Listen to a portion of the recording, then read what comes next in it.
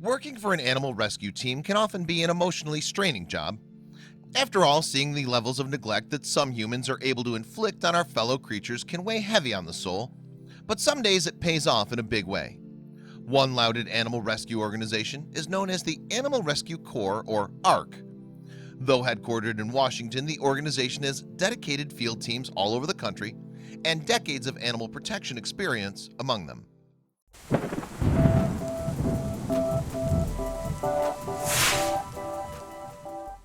The ARC is not only a rescue organization, but it also provides a number of community services. Of course, it rescues animals that have been abused or fallen victim to natural disasters, but the organization further works to create public awareness about animal suffering, offers assessments for animal shelters, and training to professionals and volunteers.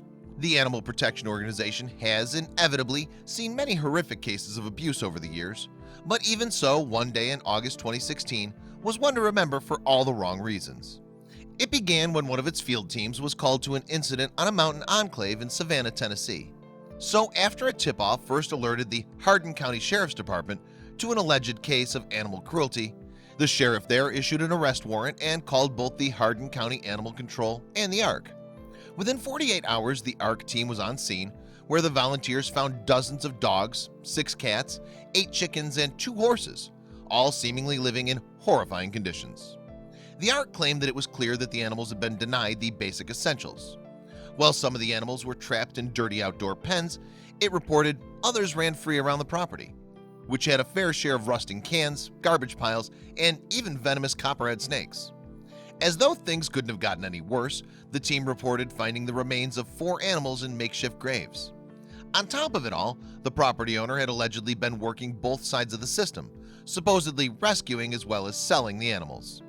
Scotland Hazley, president of the ARC, told the Dodo, the owner was actually posing as a rescue group and a Chihuahua breeder. She has 2 different websites that are not connected. She's selling dogs and she's supposedly rescuing dogs.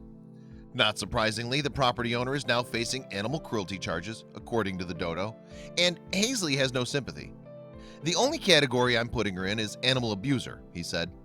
Animals have been dying on this property for years. We have an excavation team working in extreme heat here, trying to recover any remains that may be useful to law enforcement's case.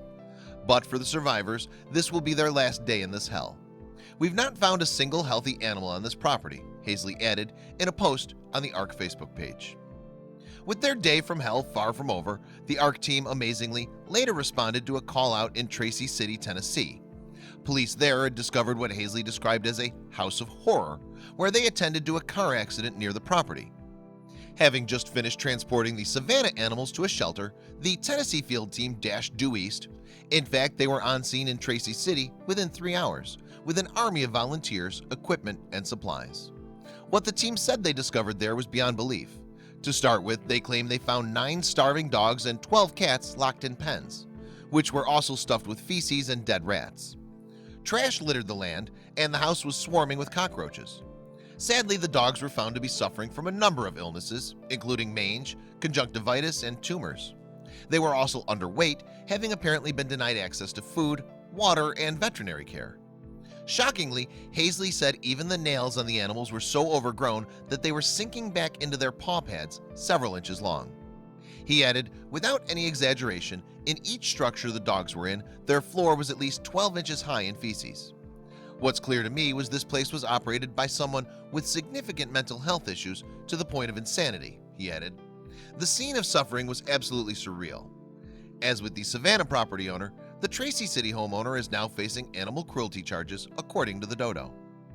Ultimately, with help from the Tracy City Police Department, the ARC transported 21 animals from the property to an emergency shelter. There, the animals will be cared for until longer-term shelters are available.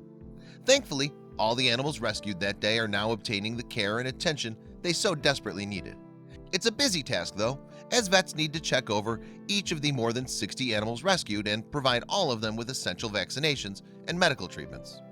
Amazingly, the dedicated ARC team was awake for almost 24 hours as the volunteers battled to save all the creatures they'd found on that fateful day. Even as exhaustion set in, no one complained or thought of stopping because ARC is made up of a team of extraordinary individuals, Hazley said. Our hearts were made heavy with the unimaginable suffering we witnessed on these two cases, but now 68 precious souls are safe in ARC's arms of compassion. Indeed, thanks to the selfless work of the ARC volunteers, these animals and many more will hopefully never have to live in fear again. I hope you liked this video. If so, please hit the subscribe button and click on the bell icon to make sure you never miss a video from our channel.